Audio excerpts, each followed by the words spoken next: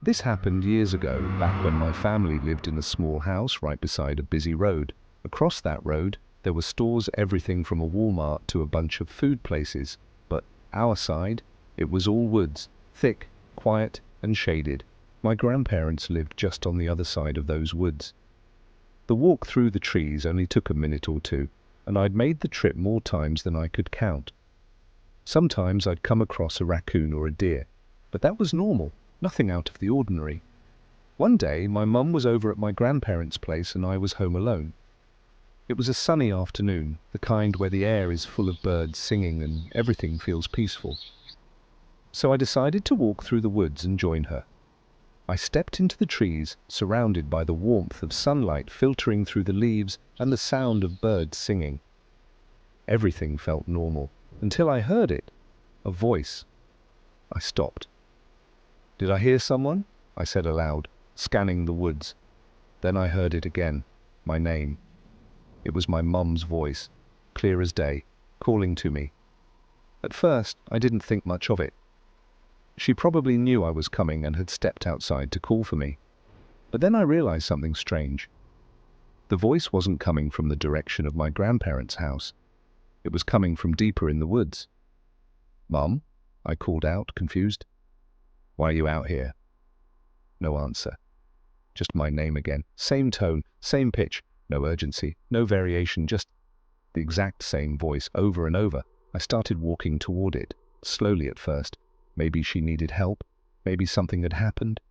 I called out again, and again she responded, always with just my name. That's when it hit me. Something was wrong, very wrong. The woods had gone silent completely. No birds, no wind, no bugs, not even the faint hum of cars from the busy road just behind me. It was like the world had just stopped. My heart began to race. I turned, and that's when I saw it. Up on a small hill, partially hidden in the trees, stood a tall, dark figure. No face, no movement, just standing there, watching. I ran as fast as I could. I didn't look back. I didn't stop until I was inside my house. The door locked behind me, every curtain drawn. I collapsed by the window, staring outside for what felt like hours. The days that followed were filled with unease. I felt watched. Every time I was alone, every time it got dark. I never told my parents. I couldn't. I was too scared they'd laugh it off, or worse, that saying it aloud would make it real again. A year passed. We moved to another town, and for a while, everything felt normal again, peaceful. Eventually, I forgot all about the woods. Then one night, months after the move, my cousin came over to hang out. We laughed, watched movies, the usual. He left late, and I went to bed not long after. To describe my room, my bed was right under the window. I laid down and closed my eyes until I heard it. A voice. My name. It was the way my cousin says it. Same pitch, same inflection, but it was wrong, distorted, and it was coming from right outside my window. I froze, eyes wide, breath caught in my throat. The voice repeated my name again and again. I didn't move, I didn't respond, I didn't even blink. It kept going for what felt like an hour. I didn't sleep that night, or the next. Eventually, it stopped. And to this day, I've never had another incident, and I hope I never will. Several years ago, I loaded a bunch of camping gear onto my bicycle and spent the better part of the next few months riding around the western US solo. At night, I most often preferred to wild camp. Rather than paying to sleep on the ground in a campground, I would just find somewhere to disappear into the woods, somewhere people were unlikely to find me and even less likely to care that I was there. The forest, I quickly learned, makes for far from a quiet night's sleep. After the first few weeks of this lifestyle, I had come to find comfort in the droning of thousands of crickets and toads.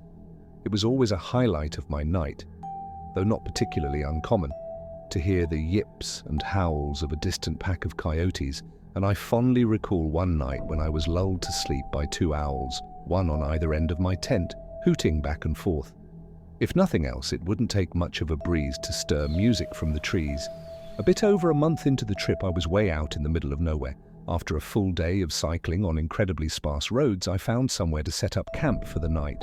Went through my usual bedtime routine, pitch the tent, eat dinner, write my final journal entry of the day's events, study maps for the coming days, living outdoors all day every day. My sleep schedule, more or less, synced with the sun, and so I laid down in bed shortly after dusk.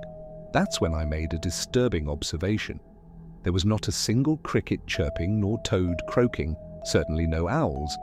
There wasn't even the slightest breeze to rustle the dry leaves of early autumn still clinging to the trees. It was truly and completely silent. And that was terrifying. I can only describe it as the loudest silence I've ever felt. It was as if the entire forest was hiding from an equally silent predator. Suddenly, the occasional snapping of a twig rang out like a gunshot, then another one. This one on the opposite side of the first one. It felt like I was not alone out there. Now I'm not sure if it was another human, an animal, or something else. My tent was set up in a way where it was partially hidden between a few trees. I thought of just bolting out from there, but then I didn't want to alert anyone or anything to me. I stayed still for what felt like hours. Another weird thing was that there were no more twig snapping after it. Nothing else happened after that. I'll never forget the immense relief I felt with the first bird song of the pre-dawn hour. And like that, everything went back to normal. It was as if nothing was ever out of place. Thinking back now, that night still gives me the chills. Back when I was around 14 to 15 years old, my best friend, who I'll call Kathy for this story, would hang out in each other's homes during the weekends. We would have the usual sleepovers with movies and card games and whatnot. One time, Kathy and I decided to go camping. We weren't very experienced with camping and stuff, but we did live by huge farmlands which had houses on one side and a common forest on the other. The forest was a no-go area, as it had wild animals, and there were many stories of horrible incidents there. So we knew better than to go camp in the woods. However, we both really wanted to try something different than our usual sleepover. We decided to camp on the edge of our farmland right next to the forest. Thinking back now, that wasn't a smart idea, but our teenage minds thought it was a great idea. So we tried and set up a tent, which took ages, and then we started a small fire. We had bought food from our home, as none of us wanted to cook out there. We just sat by the fire and ate. I had a dog that followed me everywhere, and he had came along. He was just an old farm dog, but fearless. It was a warm summer night with all the stars out. There were farm fields around us, so we made barricades with tree branches and limbs to keep cattle from entering our campground. We crawled into our sleeping bags around midnight, just as the campfire was burning out. I could see the embers of the fire in front of our doorless tent. My dog was right at the opening. Sometime in the middle of the night, I woke up to my friend poking me and motioning to be silent. I could hear something stepping on the fallen leaves and branches around our barricade. Then I heard my fearless dog whimpering and ran off.